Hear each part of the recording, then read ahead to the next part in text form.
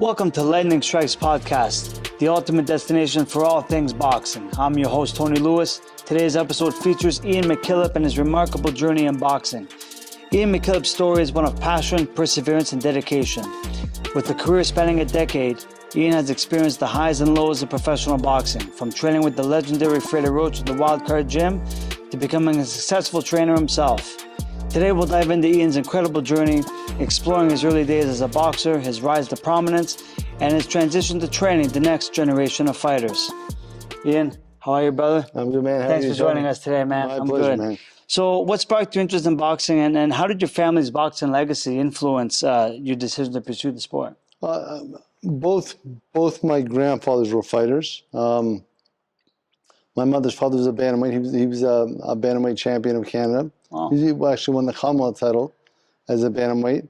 And my paternal grandfather was a heavyweight. He had a short career in boxing, but a good one. He focused more on his military career. And so it was in my blood. But I was a super sick kid. I was a severe asthmatic as a kid, and undersized and getting bullied at school. And when I was about 10, 11 years old, my gramps, my mother's father, put me in the boxing gym, and it went from there. Wow. What were their names? Jerry Van Stone and IAN MACKILLOP. Jerry Van Stone. Was my maternal grandfather. And paternal? IAN MACKILLOP. Yeah. Oh, you were named as your grandfather. All the men in my family are Ians. My father, my grandfather. Okay. My son. Yeah. My son's Ian Gabriel. Oh, wow. Yeah, cool. So, Cool. Can you share a memorable moment from your amateur career that stood out to you? Amateur. Well, I had a few. I boxed as an amateur in Fredericton, New Brunswick. Yeah. So not the best training per se. I had super good people around there. Opened the gym. My family members brought me there, but they didn't want to be involved. They didn't want to cross that line. There's a man named Doug Hamilton who opened a gym in Fredericton. Just to help the community out, and he was a really good person. And there were a couple of Army guys there that had some boxing knowledge that helped for the first couple of years, and they got shipped out of Oromocto, and they were places just people from the community, so they weren't real boxing coaches. I was a strong kid. I was small, but I was strong, and I started. I think at my first fight, I was 80 pounds at 12 years old. Yeah, same. And at that age, and weight. Sometimes just sheer strength and determination, you can win these fights. And I did early on. I had a lot of success early on. I won the Maritime Golden Gloves, and I eventually, my first nationals, I think, was maybe 1989, 1990. I fought in St. John's, Newfoundland. And that was my first time on an airplane. I'd never been on a plane before, and I loved it. I had a blast, and I ended up winning a bronze medal. I was so happy. Oh, yeah. And that was the sort of my amateur career. I had a good amateur career. I had close to 100 fights. Yeah. At a lower level, I beat everyone. When I fought national, international fights, I couldn't beat the top guys. They were too skilled, and I lacked the skill to compete with guys like you remember Jeremy Molitor, and back in my day, these guys were. Canada had a really good team, and at the top level, I'd lose. I'd get a bronze medal, a silver medal, and that was it. And I was happy with that.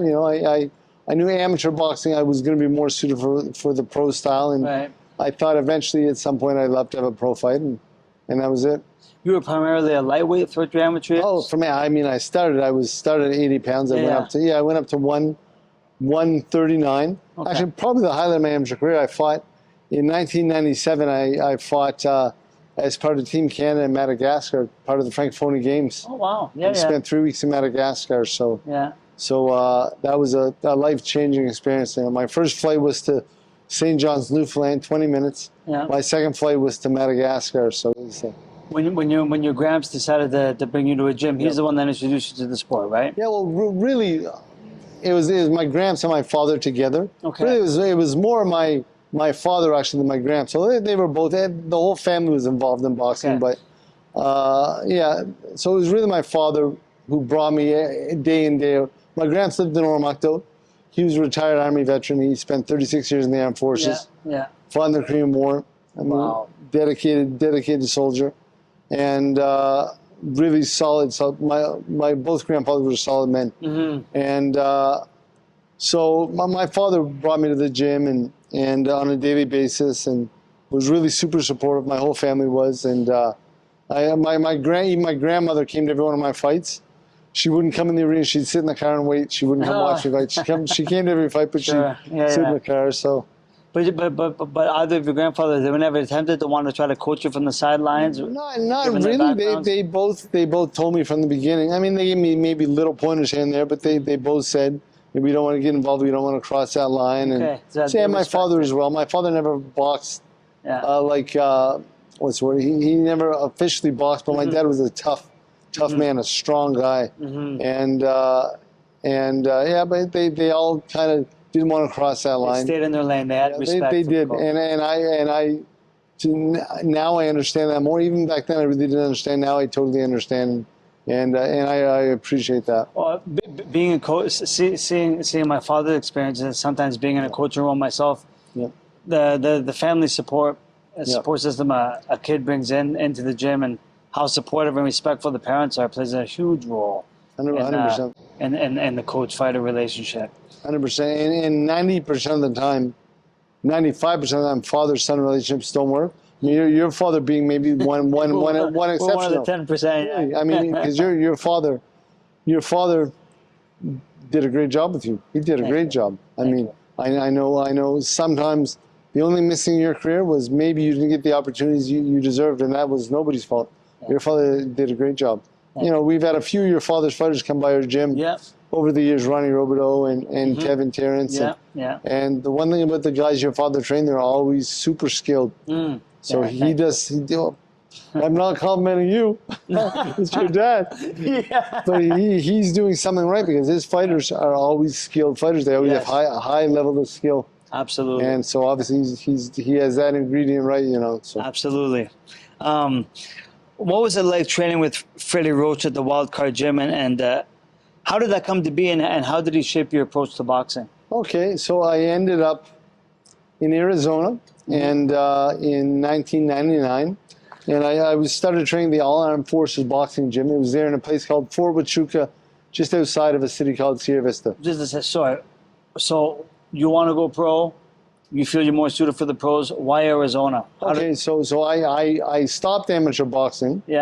I decided to get a pretty good job in Arizona. I went there. One of my fellow employees was a pro boxer. He had a bit of a journeyman, but a super nice guy. And he's like, one day he said, let's go to my gym. So I went with him, and he trained the All Armed Forces boxing gym in Fort Huachuca. So I just tagged along. And the gym was fantastic. It was probably the most beautiful gym I've ever seen. The Army spares no expense in the U.S., right? They have the best of the best for the soldiers. And these are the best boxers in the Army and in the Armed Forces, for that matter. And so some high-level boxers, pretty high-level coaching in a beautiful gym. And I started there. And my first day, the coach said, his name is Carlos Figueroa. He's a really, really good man. He said, Ian, you're talented, man. You should have a pro fight. And I said, I'd like to just have one. And I said, can you find me one? He said, yeah, sure. I'll call all the promoters in Arizona and make it happen. So like 2 months later, the biggest guy in Arizona, the biggest promoter, just so happened to need an opponent for one of his fighters. Like, I got the fight, $400. And the coach said, Coach Figueroa said, not a good opponent. He's tough. He's been around, and the pay is not very good. And pass on this one. I said, I just want one. I don't care. Just a bucket list thing. I'll fight him. I don't care. I went there. I fought him. It was at the Webb Theater in Phoenix, Arizona, and it was packed, full of people. People were. I had my old Team Canada trunks on. They were white, but they were blood-stained pink at this point. You know how it gets, right?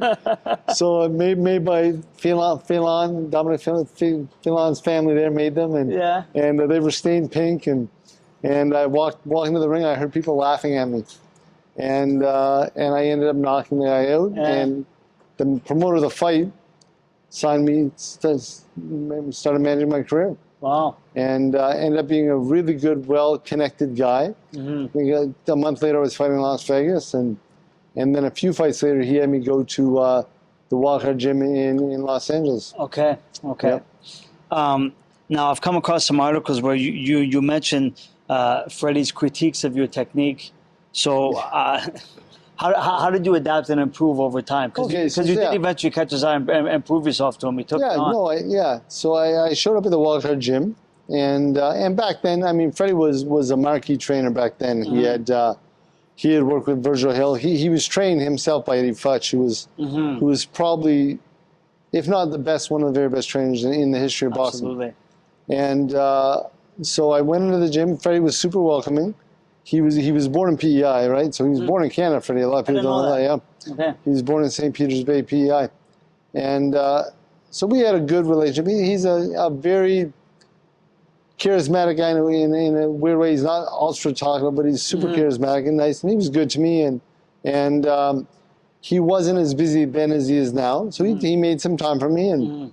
And my technique wasn't at par with the other guys. At this point, he had like James Toney and Willie Jordan, Juan Lascano. Oh, yeah. He was known as one of the better trainers in the world. Yeah. Not to the extent that he's at now, but and he gave me some time in the gym and worked with me. And he also had some really good assistants in his gym. He had a guy named Maca Foley and Eric Brown, who's still there to this day, I believe, and Sammy Stewart, who was a Liberian guy, Liberian Olympian. And he had good people in his gym and good trainers. And he was fantastic. I remember a funny story. So at this point, I'm 3-0, 4-0. I had a couple wins there and got to 5-0. And he had a guy there named Alfred Ankama, who was this guy from Ghana, one of his fighters. And he was maybe 20 and 8 as a pro. He was an Olympian for Ghana at the 88 Olympics and kind of was mismanaged in his career. Should have been a world champion, but wasn't. So he was at the tail end of his career, and I go to spar with him one day. And at this point, I think I'm God's gift to boxing, and I'm 5-0, and I spar with, and I still have my old ringside headgear. But yeah, so this is probably my second or third month at the gym, maybe my second month at the gym, and so we're sparring, and for 3 rounds I'm outboxing him, and those old ringside headgear had the small little ear holes in them. Yeah. By round 4, he's hitting me in the body, and they're starting to hurt. By round 5, I'm exhausted, and he's beating the crap out of me. By the 6th round, he's just pummeling me like crazy. And every clinch I get in, I'm looking at Freddie and praying he'll stop the sparring, but he doesn't. And now I'm sure he was just doing this to teach me a lesson that I really need to be taught. Yeah. And anyway, so this guy, it was probably the single worst beating I've ever taken in sparring. After the 6 rounds, I was done. And I go out of the ring and take the headgear off. My eardrum had been perforated during the sparring. And I blew my nose and the ear came out of my ear, and Freddie said, your eardrum is broken. It's not a horrible injury, but you're going to have to take a week or 2 off sparring. He said, you need a better headgear. This headgear is not good enough for the pro guys you'll be sparring. And so he says, Joe Chavez, who was an old cut man. I don't know if you remember Joe or not. I've heard of him, yeah. Awesome guy. Yeah. He passed away a few years ago, but he used to bring Ray's equipment up from Mexico, the big ear muff, headgear. And so he said, that's the best you can buy, and he comes up about once a month. The next time he comes up, you should buy a set from him. I said, I was embarrassed. I was 21. I could barely afford my rent. I said, I really have no money, and I can't afford to, it was $400 for a little set, gloves, headgear, cup. And so I go in the gym about 3 weeks later, and there's all the equipment. Freddie had bought it for me. And and that's he was a good guy like that. He took care of his fighters, and he was. So he saw something in you then. He saw something. Something, yeah. Oh, yeah, for sure. I mean, they wouldn't waste their time on fighters that didn't have something. And Freddie, like, if he had time, he'd help me out. I wasn't at the level that most of his other fighters were at, but he was generous with his time, and he was a good guy like that, and he was a genius. And looking back now, all these things he told me, half the time I couldn't do what he said, or I didn't quite understand. But now as a trainer, I'm like, holy shit, he was really on the ball. Everything he said was true, and he showed me all these tricks back then. I couldn't do some of them because I just wasn't skilled enough, or my mind wasn't in the right place also at the time. And now as I'm older, I understand like how good he really was. Right. So, Now I want to talk about your fight against Ted Limos. Yeah, yeah. That was your first setback. That was on the undercard of a major show. Yeah. What did you learn from that experience, and how did you bounce back? Well, that's an interesting story too. So this was like the Costa Zuzab Judah show was a huge show at the MGM Grand, and at this point, I was 10-0, and I was sparring with good pros in the gym on a daily basis, and I was doing quite well, and so I wasn't supposed to fight Limos. I had an opponent with it. He had a German record. We show up at the MGM Grand, and we're there the day before at the medicals in the weigh-in, and the guy has a cut on his eye. It's an obvious cut. I'm like, oh my God, they're not going to pass this guy. And back then, I really believed in myself. I was full of confidence, and maybe a little too confident. And so the doctor right away said, you can't fight. There's a guy there named Ted Limos who was like 6-1 from Hawaii. And Hawaii is not known for having strong fighters. And my manager had known him, and he said, I think it's a pretty safe fight. And I didn't care. I'm sparring with world champions in the gym and doing well, so I didn't care. I would have fought anybody. And so we take the fight. And the first round, I dropped him in the first round. I remember Kenny Bayless was the referee. Interesting story. Bayless was the referee. I dropped him in the first round. I haven't heard again. Drop him again at the very end of the first round. There's like 2 seconds left. He goes down. He gets back up. And I remember to this day, he gets back up and he stares me right in the eyes as he's walking back to the corner. And he gives me a weird look. And I understand that he's not finished. He looks angry. And side note to this story, the coach in my corner this time was Freddie's assistant, Macca Foley. Okay. And Macca had knocked out Limos's father years ago. So there's a little history there too. So Limos goes back to his work, comes up for the second round, and it's a good fight. And he's giving me everything he has. And by the third round, I'm running out of gas. And at this point, I had close to 100 amateur fights, 10 pros. I'd never been knocked down in my life. And in the third round, he hit me with a shot. And I remember seeing the canvas come up to me. I didn't even know I was falling down. I fell face first and boom. And at this point, I've been taking a pretty good beating too. I was cut for the first time over my right eye and under my left eye, and my mouthpiece had come through my bottom lip. So I was in pretty bad shape. And I get up at maybe the count of 7-8. And Kenny Bailey says, he looks at me and says, son, I'm stopping the fight. You'll live to fight another day. And he waves the fight off. And I go crazy. I'm yelling at him. I'm screaming. I say, I'm okay. And he stops the fight. And I'm devastated. I'm supposed to be a world champion. And I'm training with Freddie Roach at the Wildcard Gym and all these things. And I'm just lost. And I argued with him. And I'm a respectful guy. That's not the type of person I am at all. I called him every name in the book. I was so hurt. And so I leave the ring. And my ex was with me at the time. And by the time we leave the ring and get to my hotel room, I see the doctor. And right away he says, I have a mild to moderate concussion. I go back to my hotel room. By the time I reach my hotel room, my eyes are still are swollen shut. Both my eyes, I can barely see. And I was still saying, hey, that fight shouldn't have been stopped. And I went on for months like that. And about maybe 8 months later, Kenny Bayless is reffing a fight. So at this point, I hate Kenny Bayless. I blame him for my loss. And Bayless is reffing a fight. And the guy dies in the ring. And Freddie says to me, Ian, Kenny Bayless may have saved your life. And then it really sunk in, and I'm like, well, and so that went on for years and years. I said, man, I owe Kenny Bayless an apology. And at 2004, I left the U.S. and came back to Canada. But I always try to find Kenny Bayless. I wanted to apologize face to face. And we never ran into him. I had fights in England and Australia, all over the place, Denmark. And I told the story many times, but I never saw Kenny Bayless face to face to apologize. And then Shaquille and I, in 2016, when Muhammad Ali died, we went to his funeral. I remember that. Yeah. I was envious of you. Yeah, it was great. Ali was my idol. Yeah. And on the drive back, we stopped in Canastota. It was the Boxing Hall of Fame. Yeah. And we go there, and it's a great time, and it feels good. And we see all these great old fighters, and we have a blast. And we're leaving there, and we're driving down this country road in Canastota, and I see this guy walking, this black guy walking with an Ali hat.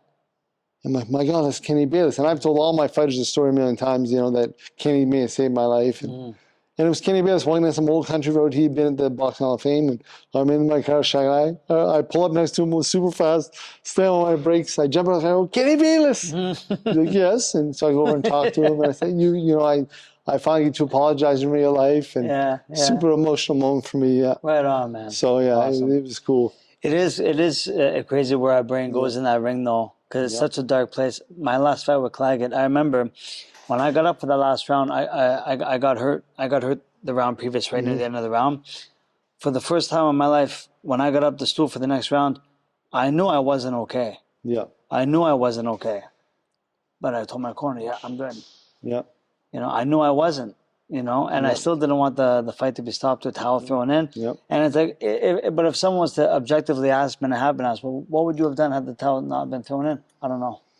Yeah. I don't know. What do you think would have happened? I don't know. Yeah. I don't know. Why didn't you quit? I don't know. Yeah. Because I don't.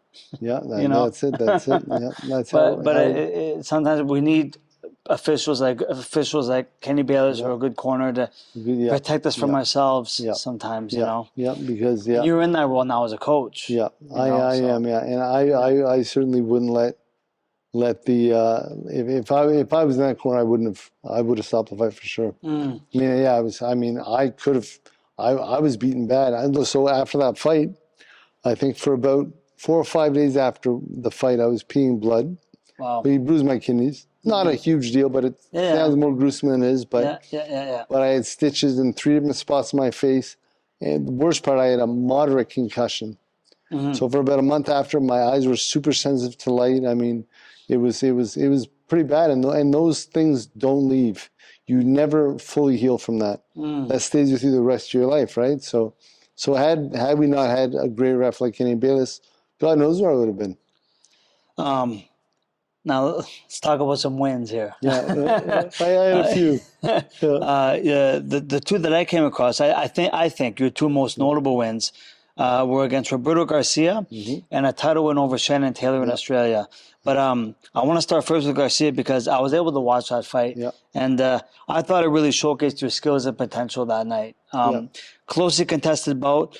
But you jabbed the move, 2-3 punch combos, and he had his moments where he displayed his power. But for me, it was ultimately your ability to adjust that really sealed the deal. And so, just tell us your thought process behind using that strategy and how it paid off for you. Okay, so at that point in my career, I was training with Eric Brown, who's one of Freddie's assistants. Great coach. This guy was a very, very good coach. He went on to coach Kid Chocolate, Peter Quillen for a while. He coached Paulie Malignaggi for a while. Okay. Highly skilled coach. He just did, his personality-wise, he wouldn't put up with any BS at all from fighters, managers. He didn't care who it was. You know, in boxing, sometimes you have to deal with the devil a bit. He refused. So he could have been one of the best trainers in the sport of boxing, but he just was unwilling to, wouldn't settle. Yeah. So I have a ton of respect for this guy. Great What's coach. his name again? Eric Brown. Eric Brown. Yeah. Okay. Very good coach. There's another Eric Brown. He's a huge motivational speaker. Yeah. So if I look at so well, this Eric Brown's a little bit the opposite. He'll put you down real fast. But very good man. And so he was one of Freddie's main guys. And then when I lost to Kermit Cintron in sorry to get off topic, but you know, I lost to Cintron. I was 14-1. I lost to Cintron. Yeah. And even in that fight, like Freddie, years later, like Kermit and I became friends. I worked as a sparring partner. And turns out everything Freddie told me in that fight, things he told me I just couldn't do, but they were right. I mean, I had hurt Cintron in the first round with the right hand. I had no idea. But Freddie told me in the corner, and years later, Kermit confirmed that. He said, "If you know," so Kermit ended up being an awesome guy. Well, he was a huge, he was no Puerto Rican knockout artist. I remember him. Yeah, and a super guy, a really nice person. All high-level fighters that I've met have been pretty good people. But back to Garcia, Yes. I trained super hard for that fight. The fight before that was probably, in all honesty, the fight before that with a guy named Ramon Olivas was probably the best win of my career. Okay. Olivas was 16-0. He was a great fighter, very good, high-level amateur in the U.S. He's about 6'1". He was a welterweight. And I watched him come up because I was based at Arizona for the first part of my career as well. So I always kept my eye on Olivas. And his manager and my manager were close friends. And when I lost to Cintron, my manager lost a little interest in me, and my promoters, at one point I was promoting my main events. And my old manager started managing in Levis. His manager passed away. My manager took over. And at this point, I lost again, and my career was kind of up and down, and I wasn't sure what I wanted to do. And my old manager calls me and says, I'm managing Levis now. Do you want to be his opponent? So my old manager was using me as the opponent for this guy. How old are you at this point? I was 25, 26. And Levis was 16-0. Yeah. He just signed a promotional contract too, and had some money and some fame, and everyone knew him in Phoenix. And at this point, I lost. I made decent money fighting Cintron, and I lost most of it and bought a fancy car. And at this point, my car had been repossessed, and I'm walking back and forth to the gym, and I'm hungry, I'm angry, and so I take the fight. And how dare my old manager call me and use me as an opponent? And I train like a demon, and I train, with Freddie and Eric Brown at this point. So I'm getting the best training in the world and the best sparring, and I'm super motivated. And I take this fight in Phoenix, and I knock a Levis out in front of him in his hometown. My old manager signs me again right there that night. He says, "I'm sorry, I made a mistake," and I signed back with him again, and he gets me the fight with Garcia, which was a big fight. It was MDC, and it was main events promoter that fight, and so I was the opponent. Boxing makes strange bedfellows. It is, and I went out there and fought a good fight. I was starting to struggle with my weight at that point, and nowadays things are much more advanced. I see the way Jess does it and Shaquille. I mean, they've got this Luigi who knows what he's doing, and they have a really good system of cutting weight. I put a sauna suit on and ran 3 times a day the weigh-in. And I did that majority of my career. I only learned in the latter stages of my career of water loading. I don't know if that's what they do, but I learned about the whole water loading process. And I wish I had known about this sooner. Could have saved a little bit of labor. Me too. Now, you had to travel all the way to Australia for Shannon Taylor. So how much notice did you have before the fight, and how soon did you arrive to acclimatize? Because it's already, you're talking about weight management. It's not easy making weight. So now you're adding in travel and time difference, foreign food. So all of that. So how did you prepare your body and mind in that new environment? So the Australian fight was kind of funny because I'd fought on the undercard of when Shannon Taylor fought Shane Mosley for the world title at Caesar's Palace. I was on the undercard of that fight. So Caesar's Palace, man, we never see fights there anymore. That was like the cat's meow. That was like the mecca of boxing in the southern United States back then, and it was a dream of mine to watch a fight at Caesar's Palace. I never thought I'm a little kid from Fredericton, New Brunswick. I never thought I'd fight there, but fighting there was awesome. And I met Shannon there, and he was a high level fighter, a high level amateur, a very good pro. And a few years later, he lost that fight to Shannon Mosley, but it was a very good fight. Prime time Mosley. Prime Mosley was. No one was touching people nowadays don't understand how good Mosley was. Killer with devastating power. And so I watched Shannon. He was a very good fighter. At this point, at his career, he was slowing down a bit. If I'm being honest, he was not the Shannon Taylor at his prime. But he was still, I think he was like 45-5 or something when we fought. We fought in his hometown in Wollongong, Australia. And funny story, not a funny story. I had a really difficult time. I ended up overstaying a visa in the U.S. So I had for a certain amount of time I wasn't able to travel back and forth until I got the visa situation settled, which I got settled with the help of Freddie Roach. And it shows. I mean, Freddie really was quite good to me. He was good to all the guys at the gym. He cared about fighters. So I got that taken care of, but at this point it wasn't taken care of. I had some problems. I flew to Vancouver and I had a flight. I made it clear to the travel agency that I couldn't connect in the U.S. at this point. So I was going quite some time before the fight, and I had about a month's notice for this fight. I was going about 6-7 days before. I land in Vancouver and I go to get on the plane, and they say you have to go through U.S. immigration. I said, well, I can't right now. I'm not allowed in the U.S. And they say, well, it's just a refueling. Just refueling, you should be okay. I call my agent. She says, yeah, go through. It's fine. Just tell them it's in transit. I tell them that. Nope. I mean, they actually cuffed me at the border. Oh, man. In the airport, and they don't allow me on the plane. They say I'm not allowed to enter into the U.S. So I call my best friend who just happened to live in Vancouver at the time. He brings me in his house. I spend the night there. The next day they find me a flight from Vancouver to Japan that evening, and then one from Japan to Sydney. So that evening I fly to Japan. I spend a day in Japan. And at this point, I was just so happy just to get there. I didn't care. They said, whatever you do at the airport. I had 18 hours at the airport. They said, don't leave the airport. Stay there. If you miss that flight, the flight's going to be off. I'm in Japan for about 3 hours sitting around at the airport. My man, this sucks. And then I go, I said, what do I have to do to go into the city? She said, oh, you pay $7 for a visa and there's a train downstairs. Wait. But you got arrested in the U.S.? No, at the Vancouver airport. Vancouver, you got arrested? Airport, by the U.S. Border Patrol. But they denied me entry. They wouldn't let me on the flight. The flight was canceled. Right. I called the promoters. So you get arrested, they just send you back, or they leave you alone? Then they release you. Eventually released me up. Oh, and then you connected with the buddy that flew to Japan. Yeah. I gotcha. Okay. So I know it's confusing, but I get to Japan. I hop on the train. I go into the city. I have a blast. I was so relaxed at this point. I wasn't even thinking about the fight. I was so stressed out. Yeah. I finally get to Australia. Howard wouldn't come with me because he didn't think it was a winnable fight for me. And so Bob Miller came. Oh, yeah. And Bob was awesome. Yeah. We get to Australia, and Bob's so relaxed. And at this point, I was relaxed. We hopped on the train, we went to Sydney. We had a blast.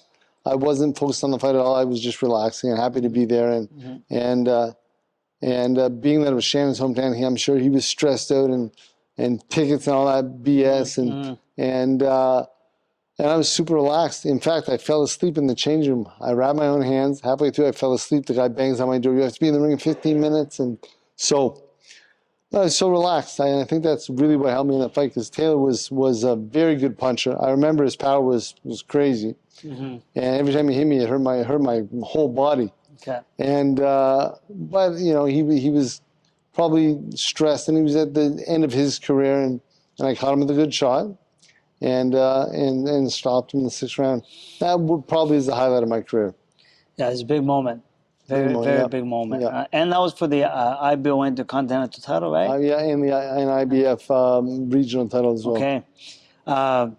Now, again, I want to. You brought up. You touched on this earlier about how you have started reaching a stage where you have difficulty managing your weight. Yeah. So I came across some articles where you've been open about struggling with weight management at times in your career, notably against Manuel Gomez, where weight issues really seem to play a factor in that fight. So what did you learn from that experience, and what specifically was challenging for you, and how did you adjust moving forward? Well, I think the Gomez fight, I remember, I've learned so many lessons in boxing. One of them is you can't judge a book by its cover. And Gomez was a lightweight, and Gomez had fought Shane Mosley as well, and gave Mosley a tough fight. He was stopped in the 10th round in a world title fight at lightweight. But Gomez was at the end of his career as well. He was like skinny fat. You know the saying, skinny fat. He was thin, but he was chubby. He did that. You couldn't see a muscle on his body. Yeah. And at this point, I was in great shape. I was sparring with high-level fighters. I was doing well. Some high-level fighters, and doing really well. And I was in great shape. I was probably walking around about 165 then, still fighting at 147. And I was told, it was Freddie who told me, time for you to move up my, welterweight's not for you anymore. I was never the fastest guy anyway. He said 154 will suit you better, it'll suit you better there, and the pace is a little bit slower. And the Gomez fight was a pretty good payday for me. And it was a main event on Futura. And I thought it was an easy fight. I was sparring with Kermit Cintron at this point, and Youssef Mack, and high-level guys, and doing quite well. And so I thought it was an easy fight. And I went against his wishes, and Eric Brown came with me, and although Eric advised me to not take the fight, I went against her wishes. I took the fight. I remember the day of the weigh-in, running 3 times. It was in Laredo, Texas. It's like 120 degrees Fahrenheit that day. I ran 3 times with the sauna suit on to make the weight.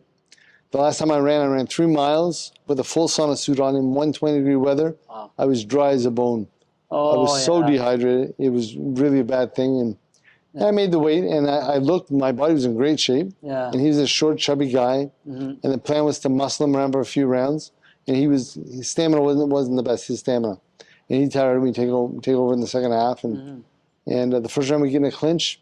And this guy is so strong. This guy with no muscle is crazy strong. And he throws me like I'm a sack of potatoes. I'm like, oh my God. And I was depleted from making the weight, really depleted. Right. And he was just an extremely strong guy. And I ended up losing that fight badly. I got hit with a right hand in like the third round, got dropped, and the ref waved it off. And the ref, so before the fight, the doctor said to me, I was dehydrated in the dressing room, and back then it wasn't as big of a deal as it is now.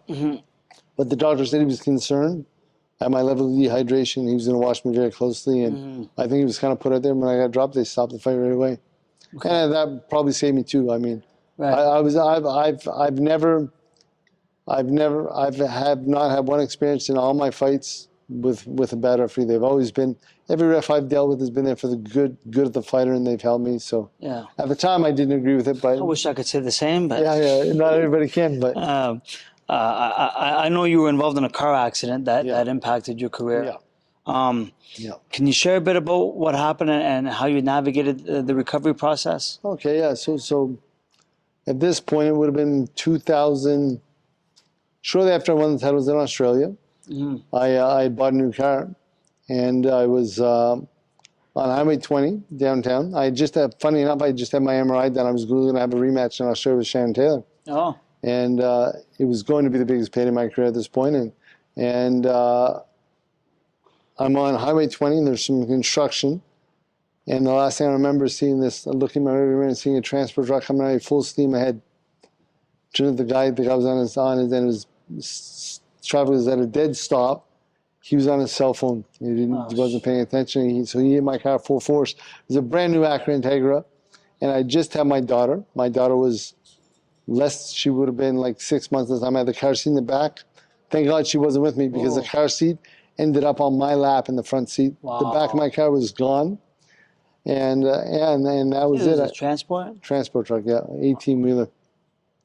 And so it was a bad accident. I felt okay. I got out. I felt okay. But it turns out I had a pretty significant injury in my back. Where did it hit you from? Behind. Okay. Behind. He hit me from behind. It's on his phone. Yeah, on his phone. Yeah. So now that transport hits you, though, car seat goes flying on your lap. Yeah. Hurt my back pretty bad. Yeah. I had a injury to a disc. I think it was like L4, L5 injury to a couple of discs actually in my back, and they said the doctor would examine me and my family doctor, and eventually the commission doctor said, okay, I think your career as a boxer is done. Any kind of impingement on your spinal column can be a very serious thing, and I had with my back, and he said, okay, you're done as a boxer. What's the first thing that entered your mind? I was lost. At this point I had saved a little money, and and I was living a pretty good life, so the first thing that entered my mind was, thank God my daughter's not in the car, and there's more important things to life, and then I eventually got a job at UPS, and so at this point I'm 30 years old now. I'm a father. I ended up splitting from the mother. At this point I'm a single father.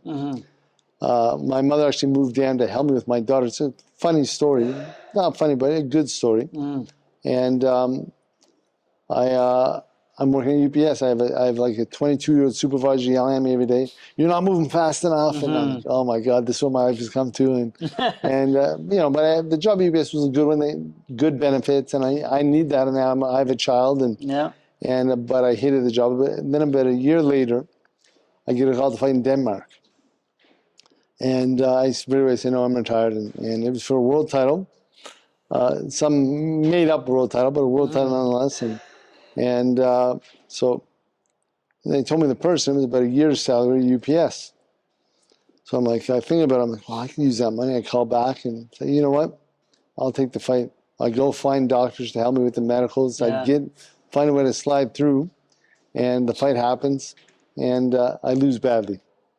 And at this point, I think I'm 25-5, good record against solid opposition, and I lose to this guy. So I'm 25-6, and I say, okay, never again. I'm not going to end my career that way.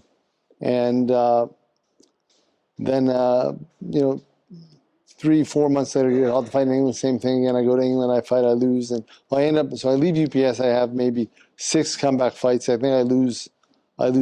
I'm 5-6, 0-6 with 1 draw or something, and then I finally retire.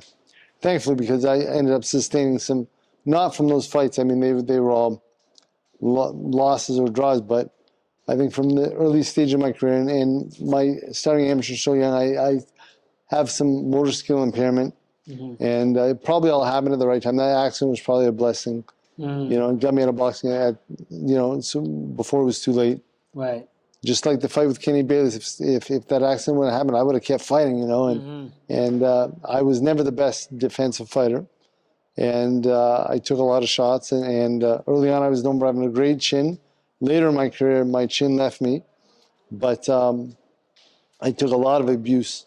I almost took pride in the fact that nobody could hurt me early on, and yeah. This is one thing I find with, I think it's part of the aging process, but when I was, in my teens and 20s, I was like, not that I wasn't a face-first fighter, but if I had to take a shot, like I had pretty good punch resistance. I prided on how well I could take a punch. But when I hit later into my 30s, it wasn't that I wasn't getting buzzed or buckled or nothing, but I was just feeling it more though. Yeah. Like punches were just affecting me more, and my skin was reacting more visibly to the punches too. That in my 20s, I could be in a hard fight or have these sparring sessions, just sparring bang outs, and my face be no worse for wear. You'd be fine. Yeah. Yeah. I was the same way. I was immune to punishment. Then I hit my 30s, and gradually punches started affecting me more. I remember Freddie used to say, once that egg gets cracked, it's never the same. And he was right. I mean, turns out he was right about almost everything he said. But yeah. Well, he would also know that. He also paid for the. And he did the same thing. And I remember him as well. At one point saying, at one point I was sparring a lot. I was living in Hollywood, and it was not cheap to live there, and I was young and at this making only a couple $1,000 a fight, and I started sparring.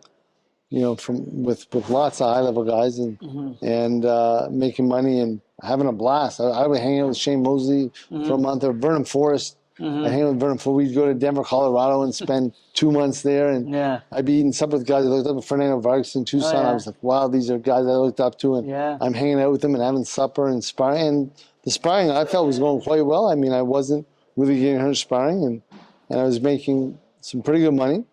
And they were all generous actually. Back then, they were paying us quite well, and I was hanging out, having supper with Vernon Forrest, and on a weekly basis. But I believe that probably took its toll on me more than anything else. And Freddie said at one point, the Jim Morris, he said you're sparring too much. These guys go to camp, and they take 3 months off, but you're going from camp to camp to camp, and he said it's hard on your brain. And I was thinking the girls and the money and the hanging out with star boxers, and that was fun for me back then. And I felt like I was doing pretty good, and I was improving as a fighter. But it turns out he was right again. Yeah. At 29, I started getting hit with shots, and it didn't hurt me, but my legs would go. In fact, about 2 years ago on the Fight Network, I saw an old fight of mine, my rematch with Sebastian Demers, and I watched that fight. I lost a 12-round decision. And I watched that fight. And Demers, style-wise, was the style that would always give me problems. He was tall and thin and a good boxer from the outside. And even in my prime, he would have given me problems. But I knocked him out cold as an amateur. I thought I would do the same as a pro. Didn't turn out that way. But I watched that fight, the 12-round loss. And my legs were so gone. I watch it now. I'm like, wow, if I had a fighter, it's obvious to me now that I was gone. I should have been retired at that point. My legs were gone. It was obvious in the fight. In the way I was stepping, the way I was walking, I was dragging my back foot. It was obvious I had some form of impairment. And, and that's it. And I should have listened to the trainers that really cared about me and told me to retire, and I didn't. I was stubborn. So, what inspired you to transition from competing to training? Was some of the after effects from the accident spark some of that? I saved a little money from the money fights. So the last 7 fights I took just for the money. And I wouldn't change anything. I mean, it was and so I took those fights. I opened my first gym. Yeah. And I was lost in life. I had a good career. Yeah. I was a little bit lost in life, and I opened my gym, and it just felt like home for me. And that was about 10 years ago. And I got lucky with Shaquille, my first fighter. He ended up being a gifted guy, and a gifted person, a nice guy, and a really good human being, and a gifted athlete. And when Shaq came, and then Jessica came, and same thing with her. I tell her often, she's like her and Shaq are like the male and female versions of each other. They're super good people, and they're high level athletes, and they don't complain. They do everything correctly. They work hard, So I mean, one rule I made. I think the guys at my old gym had the same rule. If they didn't like you as a person, they wouldn't train you. Yeah, character is a big one. Yeah. Yeah. So I kind of have the same rule at my gym. If you're not a good person, I don't care how good of a boss you are, you're not welcome at the gym. And you've worked, like you said, you've worked with a variety of fighters over the years. Currently, Shaquille and Jessica. Yeah. But I also read that one time you also worked the corner of Tyson Fury. How did that come to be? I've worked the corner of Tyson Fury twice. Okay. I worked once. So at once the first time was I believe it was a Lucien Boutte undercard or Jean Pascal undercard. He fought Zach Page. Okay. And Emmanuel Stewart was in his corner. And for a short time, Vernon went with Emmanuel Stewart. It never ended up working out. And I was there as a sparring partner. So I get to work around Emmanuel. I knew him and a little bit. And of course, I was super impressed. He's one of the greatest trainers of all time.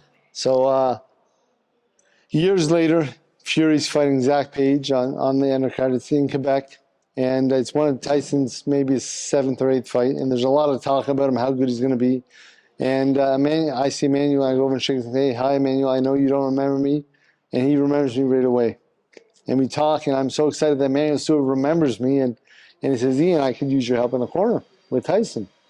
And so I worked in the corner, me and Emmanuel Stewart with Tyson Fury. We fought Zach Page here in Quebec. And then years later, Tyson was training for his fight with Steve Cunningham at Madison Square Garden. And his uncle, Peter, was his head trainer. Yeah. And Peter's a great guy. And Peter had some visa issues, and wasn't able to be in the corner. So I was given the chance to go be in the corner with him. Wow. That's amazing. Can you, alongside the experience with Tyson, can you share some stories or memorable? I know. So, can you share some stories or memorable fights in your career as a trainer? I've had a few. I mean, I've had a few. When Shaquille won the NABF title, it was at that point the biggest one I've had as a pro trainer. Yeah. Great fight. He fought very well. And then the highlight would be Jessica winning the fight in Seoul, Korea. Yeah, absolutely. That was an awesome trip, and everything fell into place. Except the purse. Except the purse.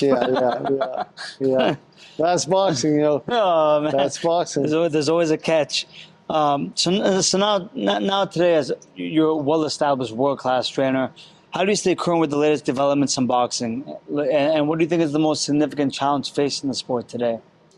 Well, I mean, I think with the UFC, I think there's more attention now to boxing than ever before. I think the rise of the UFC has kind of helped boxing, and so boxing's kind of peaking now. I think it seems like fighters now are taking tougher fights again, and I try and keep up to date. I saw one thing. A lot of the good trainers, Freddie Roach, Emmanuel Stewart, all these guys had good people in the gym that helped them out, and I try and do the same thing. I mean, one trainer does not see everything, and it's important to have a good team. And I have I have Takes someone Sean. grounded and humble Yep. to say that too. Yep. You see so many trainers in boxing. I don't want you talking to my fighter. Yeah, You know? yep. That's a mistake, and I saw that.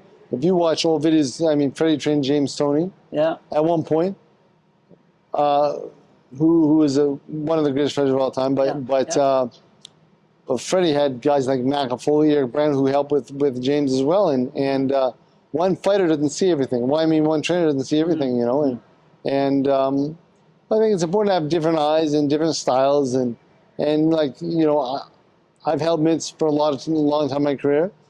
But I see that like different styles, different trainers emulate different styles. And some guys are slick and fast. And I'm not slick and fast. I'm stiff and strong, but Sure. some guys are slick and fast, some guys are tall, some guys are short, some guys are, you know, super defensive, some guys are offensive. And I think one trainer can't do it all effectively. I think it's important to have different people in there. And, you know, and Freddie did that. Freddie had numerous trainers doing numerous things, and I found it super efficient. And you know, you can't have too much ego in boxing. I learned the hard way a couple of times that ego kills you in boxing. Oh yeah. And yep. So on a personal level, what do you enjoy doing in your free time, and how do you balance your work and your personal life? well, okay. So my work is boxing, and I love boxing. So it's fun to me.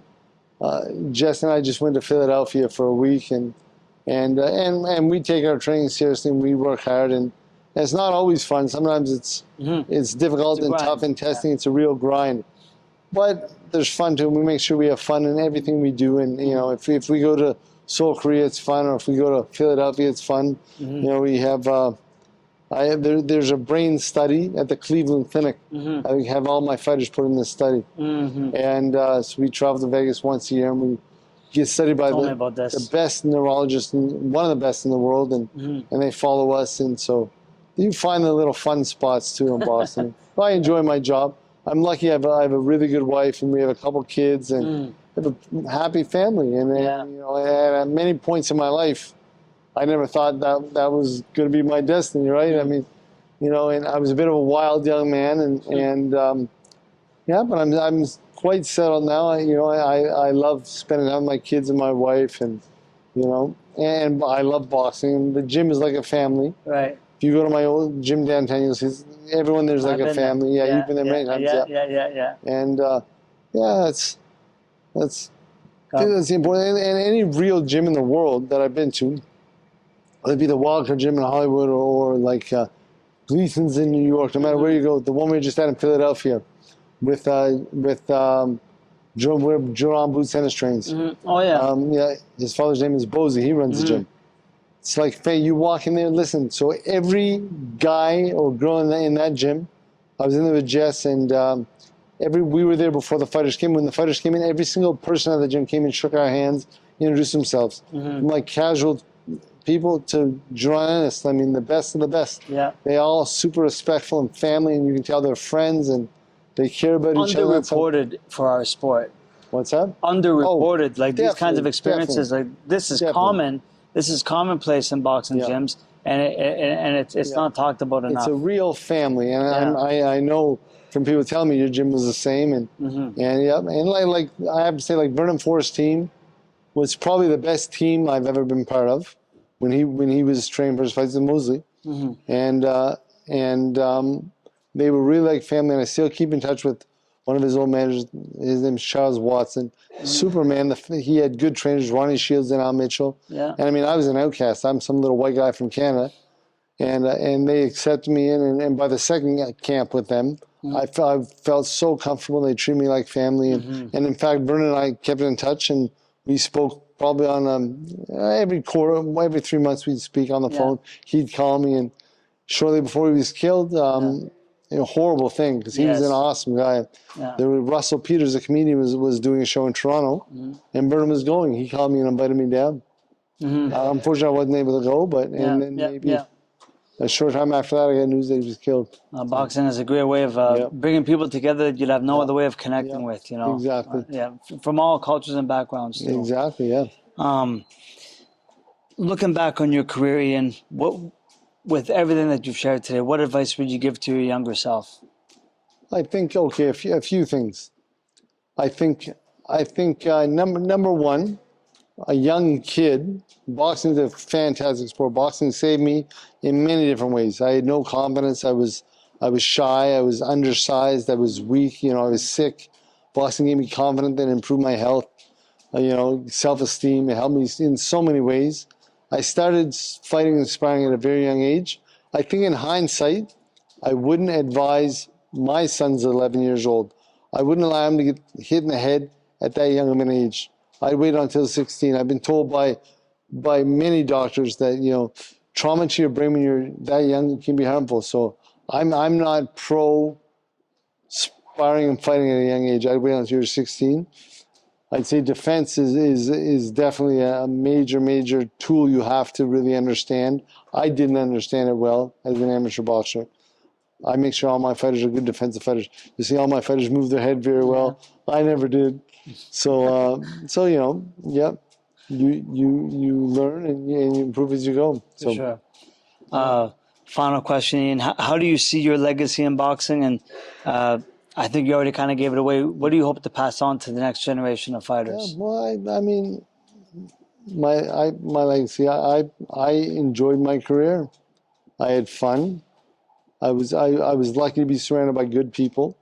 But I find that like the boxing world is full of good people. I mean, there's some bad people in there too. Some of the promoters and some of the maybe managers are sneaky people. But for the most part, real fighters. Yeah. I've yet to meet a real fighter. I was with Fernando Vargas, so I never liked Vargas. Okay. I was a huge De La Hoya fan. Yeah. And they had a rivalry. And I got to go train with Vargas in Tucson, Arizona. And going in, I didn't care. But his personality seemed aggressive, obnoxious, and not my style. When I met the guy, he was such a nice man. And I was so impressed with the way he spoke, and he was smart and a thoughtful guy. And I remember he treated his team so well, and his father so well. And I mean, he was Roberto Garcia's father. Back then he was his coach. And I was so impressed with the person he was. And so I've learned not to judge a book by its cover. And and in a couple different ways, There's one thing with a persona in front of the camera and then behind the scenes too. I remember shadowboxing with Tyson Fury. I got a story with Tyson too back in 2013. And he was training, he was supporting his little cousin, Huey Fury. Yes. And it was like a public training workout I found around gym. And myself and Huey were fighting on the same card and in Gatineau. And we're shadowboxing, and Tyson was there just to publicize the training session and bring a little more eyes. And I remember I was the second person to get in the ring. Tyson's already in that shadow box and moving around. And he's same kind of thing as similar with you and Fernando. Like, I have a preconceived notion about the guy. And I'm talking, working with him, and he was super humble down to the ground. Like, everything was just one of the boys, and super personable, As soon as the cameras came in, a whole new persona took over. I'm like, oh, that's the guy that I thought I was going to. That's it. Tyson's another nice guy. I mean, they're all nice guys. I've yet to meet a high-level fighter that I've been disappointed in. I mean, from Bernard Hopkins to James Toney. I mean, so I trained with James for a couple of years, and he was my inspired. He was my favorite. Run. I heard his road work was inspiring. I remember him walking in the gym, taking off his shirt, going right in the ring, and doing 15 rounds. I mean, on a daily basis. This guy, I mean, it's not good for your longevity. He's slurring his words today. But man, he was a gifted fighter. On his best day. And turned out to be a super nice guy too. Like, I mean, a real guy. Like, I mean, he would not hesitate. So I loved him. I was so excited about training next to James Toney. I'm in there one day sparring with this big Mexican guy who's a very good fighter. And James is, I'm watching the sparring, I'm excited. James is talking so much crap to the guy, saying the worst things to him, talking about his mom and all that. I'm like, oh my God. So I was scared. I'm a little kid from New Brunswick. I trained next to him, but I never spoke to him. And then years later, I had a loss, maybe a year and a half later. And he knew about it. So I'm just like, I walk in the gym, I'm embarrassed. My head's down already, and I'm embarrassed already to walk in the gym. He yells out my name, then I'm sure he's gonna make fun of me. I'm like, oh my God, this is gonna be horrible. And he gives me a little pep talk, puts his arm around me, and so I'm having a pep talk from one of the greatest fighters really of my generation. So it meant a lot to me. And yeah. Beautiful. Ian, thank you for your time thank today, you, brother. Tony. Awesome, man. Honor talking to you. Pleasure. Okay, man.